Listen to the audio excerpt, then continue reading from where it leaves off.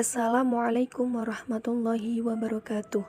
Kami dari kelompok 8 yang akan mempresentasikan hasil makalah kami yang berjudul Dakwah Islam pada Masa Kerajaan Turki Utsmani. Saya, Rina Eka Febrianti, saya akan memaparkan materi yang pertama,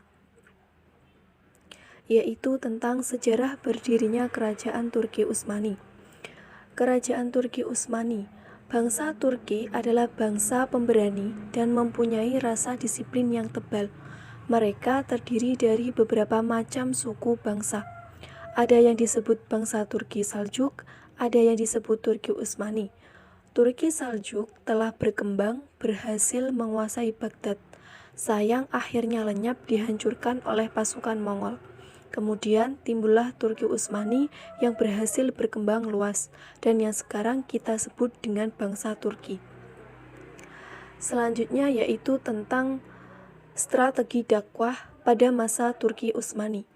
Sejak masa Utsman bin Ertugrul, timbullah kemajuan dalam berbagai bidang, termasuk dalam bidang dakwah. Kemajuan lainnya antara lain dalam bidang militer dan pemerintahan, ilmu pengetahuan, budaya, serta agama. Yang pertama yaitu dakwah di bidang ilmu pengetahuan. Dinasti Turki Utsmani lebih fokus dalam bidang kemiliteran, sehingga dalam bidang ilmu pengetahuan tidak begitu menonjol. Oleh karena itu, dalam khazanah intelektual Islam kita tidak menemukan ilmuwan dari Turki Utsmani. Yang kedua yaitu dakwah di bidang keagamaan.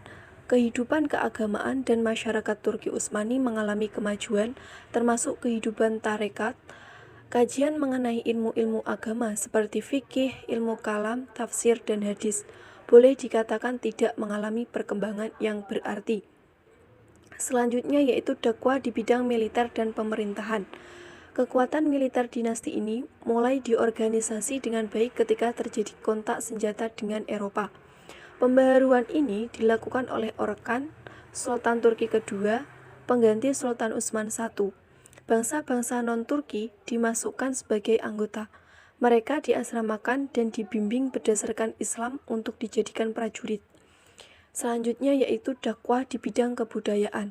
Pada bidang ini muncullah seorang penyair terkenal dengan menghasilkan karya-karya sastra dalam bentuk puisi atau qasidah yang mendapat tempat di hati para sultan.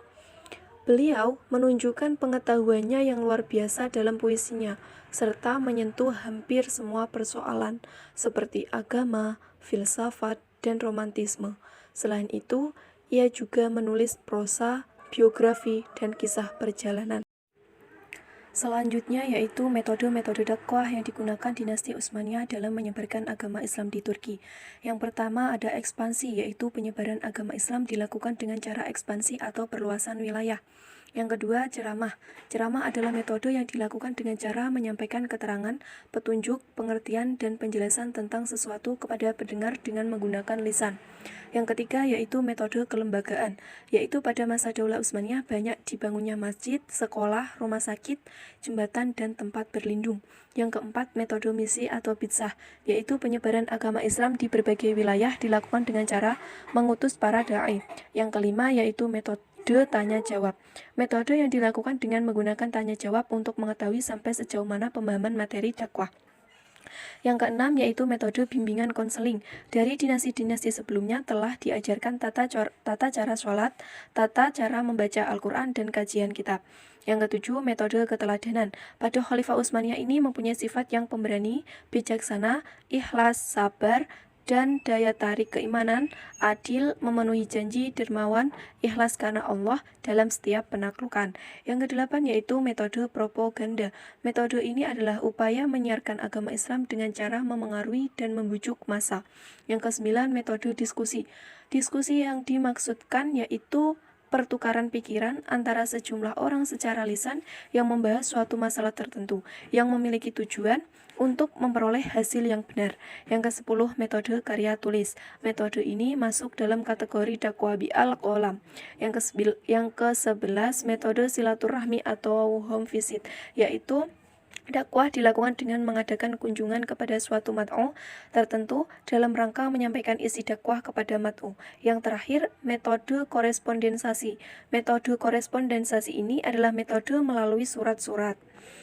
Selanjutnya yaitu media apa sajakah yang digunakan dalam berdakwah pada masa pemerintahan dinasti Utsmaniyah di Turki, yaitu yang digunakan adalah sekolah-sekolah, masjid, rumah sakit, dan media cetak.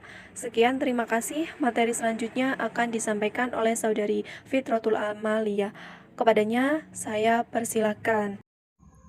Perkembangan dakwah di wilayah Turki dan sekitarnya. Orang-orang Turki berpendirian bahwa kebajikan yang paling utama yang dapat diberikan kepada orang lain adalah berdakwah. Kegiatan dakwah ini didorong oleh kondisi masyarakat Katolik itu sendiri. Pada tahun 1453 Masehi, orang-orang yang baru masuk Islam dan kabarnya mayoritas golongan hartawan. Sementara itu, sesudah jatuhnya Konstantinopel, golongan kelas atas masyarakat Katolik mulai tertarik dengan Islam. Misalnya, keluarga Kaisar Palaiologos dan cendekiawan George Amirusis dari Trebizond. Faktor-faktor yang menyebabkan kemunduran dinasti Utsmani. 1. Luasnya wilayah kekuasaan Utsmani. 2. Terjadi stagnasi di bidang ilmu dan teknologi. 3. Pemberontakan Janissary. 4. Tumbuhnya gerakan nasionalisme. 5. Adanya penguasa yang tidak cakap.